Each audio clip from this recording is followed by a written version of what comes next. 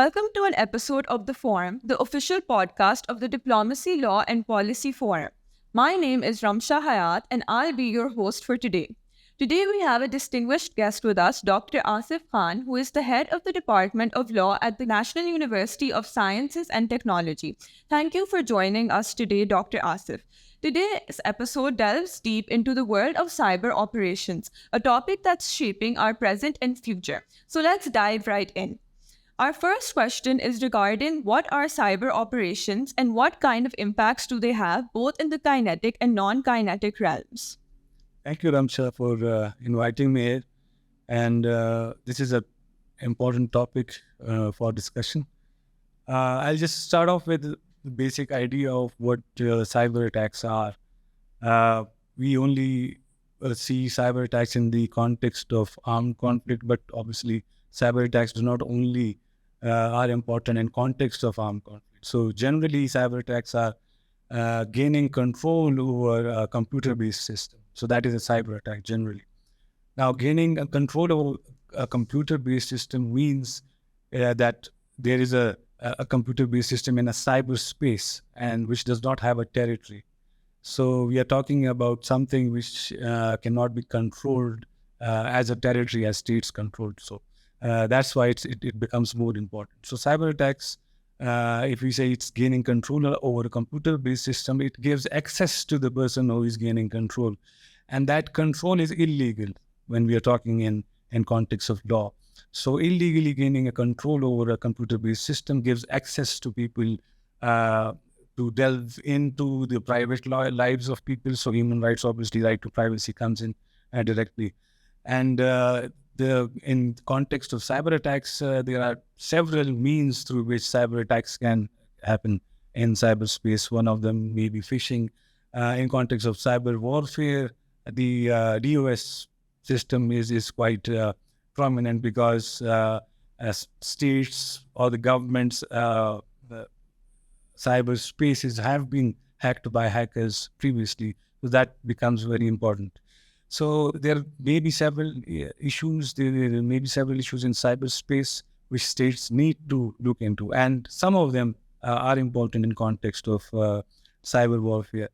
And the cyber attack, as I said, we have several effects, maybe kinetic and non-kinetic, as you pointed out as well. So which means that kinetic attacks will have a physical effect on a computer-based system, and through that computer-based system, the access towards weapons, maybe there are autonomous weapons which keenly rely on a computer-based system. And if hacked, obviously, the control over those autonomous weapons goes to a person unlawfully who actually should not have control over those systems. So that is why it's becoming important in context of cyber warfare. Now, the effects of cyber attacks, if are kinetic, then the legal regime around it is different. If they are non-kinetic effects, then obviously the legal regime is different. So we'll discuss how IHL and the law of armed conflict specifically deals with kinetic and non-kinetic attacks. So to end this question, it's the effects of the cyber attacks might be different, may have a physical effects within the territory of a state, may not have physical effects, but still a lot of rights of the people living within a state may be jeopardized through cyber attacks. Thank you. You touched upon the intriguing intersection of cyber operations and warfare. And cyber operations have been deployed in the context of warfare, and that's reshaping the landscape of conflict as we know it. Is this true? Yes, definitely. Let me give you an example. This year, 2023, there were around 56 cyber attacks in context of the Russian-Ukrainian war. And this is, I'm just quoting one source for your reference, which means obviously the cyber attacks in context of cyber warfare is a reality. So previously, 15 years back, it was not a reality, but now it is a reality. if we take the data of last year, 2022, there were 42 reported cyber attacks in context of warfare again and the Russian-Ukrainian war. So it's happening. It is not something that we're talking about. As we are talking, it's happening all around us. And obviously in future, because states rely on technology and cyberspace is becoming unsafe for the users, as we know, because cyber attacks against banks, cyber attacks against corporations, it was a normalcy before. 15 years back, it was a normal hacking. Uh, People have used it for hacking. So now, in context of warfare, it is used by the states.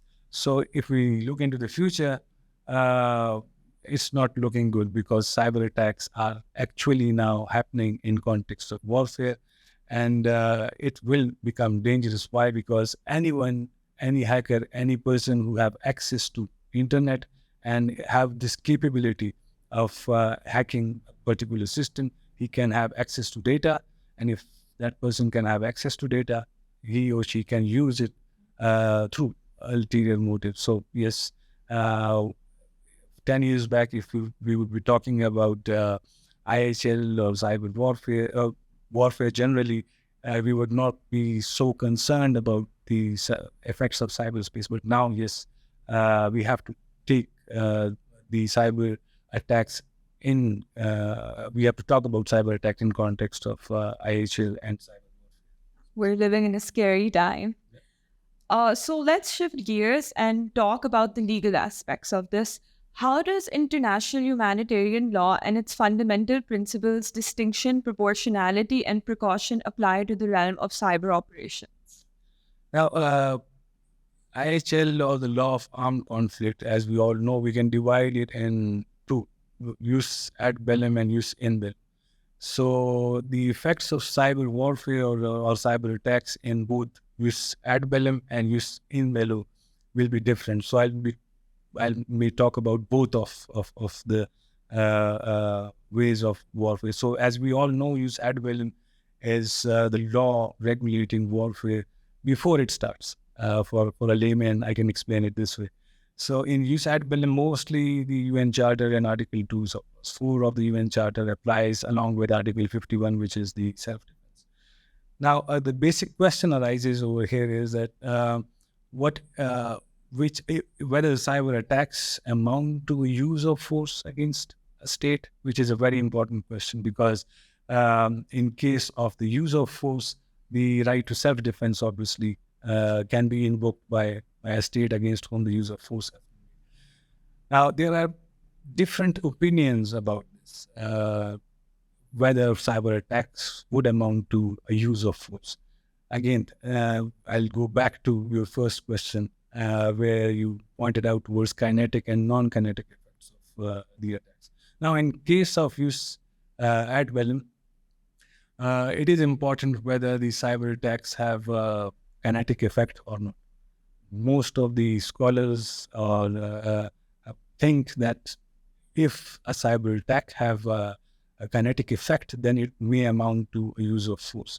But if it does not have, it's only limited to hacking or taking data off a government website, for instance, it may not amount to a use of force. But there are different opinions about it. Personally, as I see it, cyber attack, if have a physical effect within the territory of the state, it might or it should amount to a use of force against that state. Why? Because there is a physical amount of physical damage that has occurred, which means that the state which is attacked have this right to self-defense under the UN Charter. But whether the effects of cyber attacks, if they are non-kinetic or if they don't have a physical effect upon the state, but still data, as we say, is hacked by data. By data, I mean government-based data. If that is attacked by a hacker, whether that will amount to a cyber attack and will that amount to a use of force against that state, the answers can be yes and no. It depends on how that data is used by that particular person. So if that data is used by for enforcing physical or kinetic damage in that particular state, yes, I would say that would amount to a use of force against that state. So it's not very clear if we look into the definition of the use of force, whether the cyber attacks will amount to use of force or not. So in this context, I would say the law is not very clear when we talk about cyber attacks. But when we come towards the use in bello, specifically IHL, whether IHL applies or not in cases of cyber attacks, the simple answer would be yes, IHL applies. ICRC has clarified its stance on this as well, that IHL do apply in context of cyber attack if that cyber attack is committing during an armed conflict or a non-international conflict. So a cyber attack would amount, or IHL would apply on cyber attacks. But again, having said this, it's easy to say that IHL applies on cyber attacks, but how does IHL apply on cyber attacks is another question which needs to be answered. Because in international law specifically, we say that attribution is one aspect which should be ensured in cases where a wrongful act has been committed by a state. Now, even if a cyber attack, IHL would apply on a cyber attack, but attribution obviously is required. Now, under generally common international law, attribution is done by a state which has been targeted. But in cases of cyber attacks, attribution is not that easy as we have been conventionally looking at. So that question of attribution, both in context of use ad bellum and use in bello, has to be answered by the states. Now, for that, we look into the state policies, and most states which have given its cyber security policy or cyber policy related to cyber attacks or cyber warfare specifically, they have accepted this fact that international law applies on cyber attacks or in context of cyber warfare. But how does it apply is again a question which has not been answered yet successfully. So most states would say that IHL apply in context of cyber warfare, but how does it apply is again a question which needs to be answered. Basically, we talk about different principles of IHL, protection of civilians and everything, but in cases where a cyber attack have jeopardized the rights of civilians, for let's say, who would attribute those actions to a state or even a private entity, a non-state entity? And that is a question which needs to be answered. Mostly states regarding attribution say that it is as conventionally it is the job of the state which has been attacked to attribute. But in context of cyber warfare, it might be difficult for a lot of states to attribute. Why? Because of the technology, the use of technology, whether the state have this capacity to actually attribute attacks, cyber attacks to another state or a non-state actor or an individual. So this one issue needs to be resolved and needs to be answered. Thank you for explaining that so well, because in such a rapidly evolving field, it's crucial to understand the legal framework. Coming to a question that's been of much debate, the definition of attack under IHL is a contentious issue. And as you also stated that there is no set definition, but in your expert opinion, what should be included in this definition? Yes, that's an interesting question, because the attack is obviously defined in IHL, and it says that act of violence. That is very important. So the definition of attack is that act of violence in offense or defense against an adversary. So that act of violence, which means which directs us to the kinetic effects of an attack. So attacks which do not have a physical kinetic effect in warfare would not amount to an attack under the definition which is given by IHL, which I think maybe in future we would see some kind of change in this definition of attack, because there is a lot of data, government data, which needs protection. There is a lot of data related to civilians during the armed conflict, even, which needs protection. And if that data is compromised, or if that data is hacked by a government entity or even an individual, it requires protection under IHL, which I think under this definition given in under the IHL is not there. So if there is no act of violence coming out of a cyber attack, it would not amount to a cyber attack, an attack under the IHL, which means that we are left with then enforcement or application of human rights only. Obviously, we all know that human rights is applicable where IHL is not. But still, in context of armed conflicts, we need to protect data, civilian data, even the government data, which is not a military object. And if we need to protect that, the definition of attack under IHL may require some amendments in future. Building off on that, should data be considered as an object? In this digital age, is it reasonable not to protect civilian data as we would protect it in paper form? Now, this question might have different answers, because data, as we all know, whether it is a protected object under IHL, it can be debated. But yes, coming back to your question, definitely we require the protection of data under IHL and obviously other laws.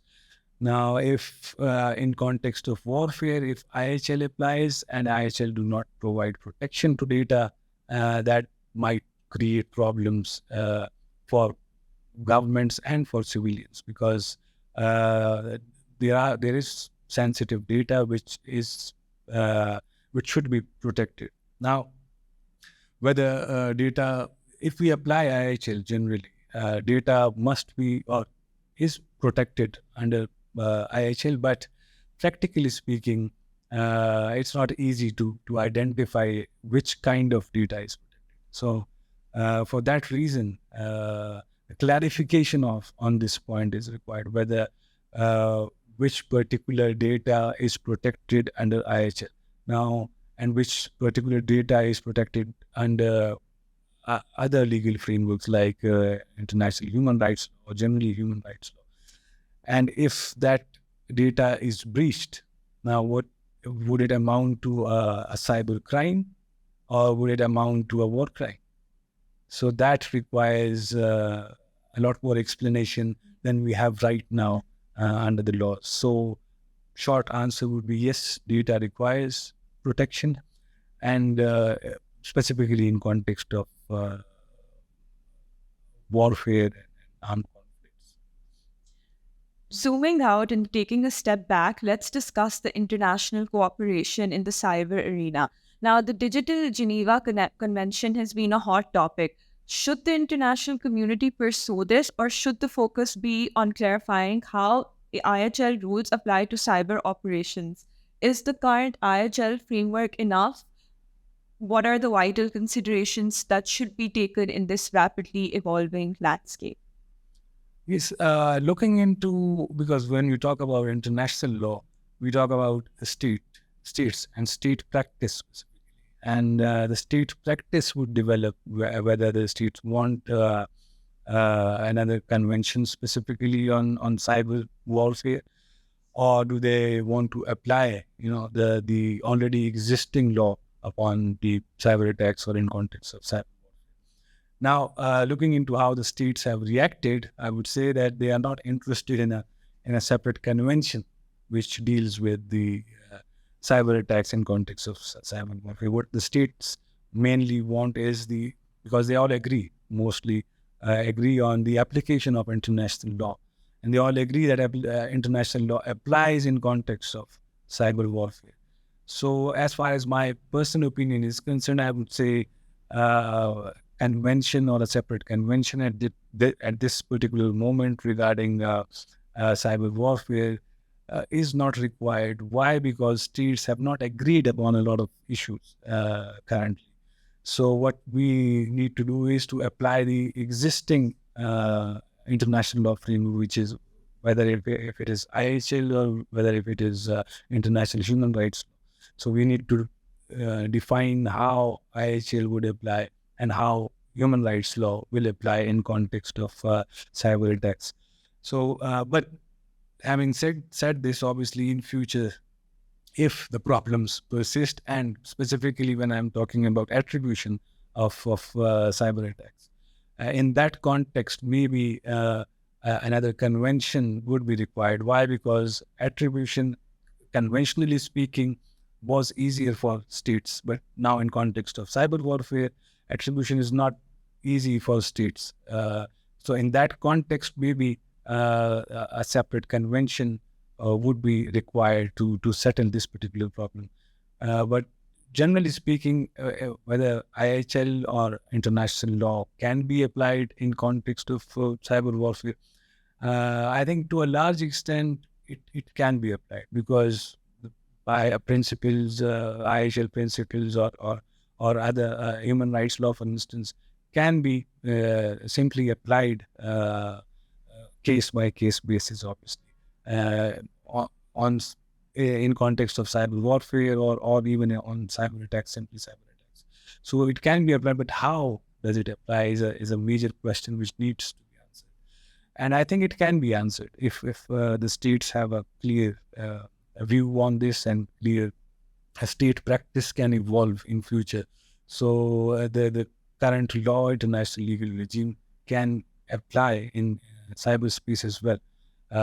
We just need to include cyberspace in the realm of international law. Right now, we deal with territory and airspace, for instance, but now we have to include cyberspace as a territory, maybe which belongs to a state. Which is difficult. Why? Because we, as in the beginning, I pointed out that cyberspace do not have territories. It's just one cyberspace system. But we have to now define this cyberspace in context of territory, kind of a territory of a state. And if we do that, then the application of the international law is much more easier. And if we don't do this, obviously, there will be problems in application of international. So to end up your question, I do personally, I think that at this moment, a separate convention or treaty is not required because the states are not on one particular, have not agreed on a lot of issues which deals with the application of international law in cyberspace. But yes, in the future, we might move towards a separate convention which deals with this particular issue. And finally, bringing the conversation back home, Dr. Asif, can you please shed some light on what Pakistan's policies are regarding cyber attacks and cyber warfare? Yes, and it is a very important question as well. Why? Because as I pointed out, that state practices is something which creates international law. And how does state practice, come into being by state through state policies?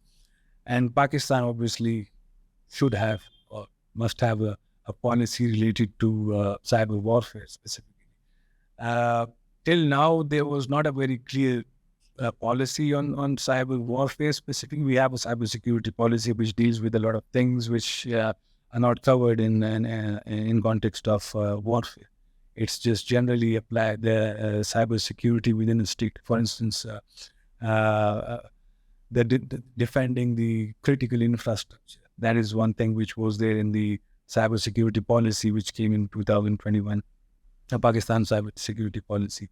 But currently, Pakistan somehow have given its policy on cyber warfare as well. And there are a few basic points on which the states have generally talked about. First one is the application of international law. And Pakistan obviously is quite clear in this context. And it says that international law applies in context of cyber warfare. So international law, whatever it is, will apply in cases where cyber attacks have been initiated against Pakistan, for instance. If there is a cyber attacks having physical effects within the territory of Pakistan, obviously Pakistan's point or policy is that international law will apply, and they will take it as a use of force against the state. So that is the first thing. Secondly, principle of non-intervention, whether that applies in context of cyber attacks specifically, not specifically in cyber warfare, because principle of non-intervention would mostly apply in cases of espionage, for instance. Now, espionage has been defined in IHL as well, but generally the state practice, defines espionage, and it might be against the principle of non-intervention. And the Pakistan stance is that principle of non-intervention will apply in cyberspace. So if there is any state or any non-state actor indulging in activities within cyberspace which damages Pakistan's stance, for instance, in international relations, that would amount to non-intervention. So that principle of non-intervention will apply in that case. And then the question of sovereignty obviously has been defined in Pakistan's policy, and it says that principle of sovereignty applies to anything which is against the principle of sovereignty. And the international law, as we all know, protects the sovereignty of the state. The law would apply. Regarding IHL, as all the other states also think that IHL applies in context of cyber warfare, Pakistan has already agreed on this point that IHL applies in context of cyber warfare. But yes, Pakistan's policy also questions that how will it apply, and that needs to be debated on international forums. And then finally, on attribution, the stance is very interesting because Pakistan obviously analyzes the situation in a way that attribution might be difficult in cases of cyber attacks. As I pointed out earlier, that person sitting in a third state might, be involved in a cyber attack against a state, and he or she can easily show his or her territory differently. Using VPN is not a big issue these days. So that identity can be, prevented. The states can be prevented from finding out the real identity of the attackers. So for this attribution, Pakistan have accepted that this might be a problem in future.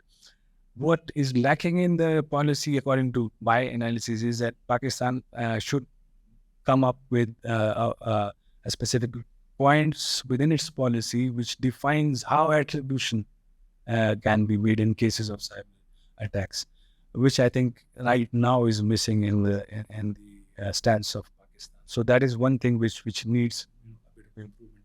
Otherwise, Pakistan, as the other states have now identified and accepted the application of international law in context of cyber warfare generally, and also in cases of where the human rights violations occur, have now accepted that international law generally applies in context of cyber warfare. How does it apply? Obviously, this question will remain debatable for a longer period of time. Thank you, Dr. Asif, for sharing your valuable insights with us today. It's been an enlightening discussion shedding light on the complex world of cyber operations. A big thank you to our guest, Dr. Asif, for joining us today. Thank you so much.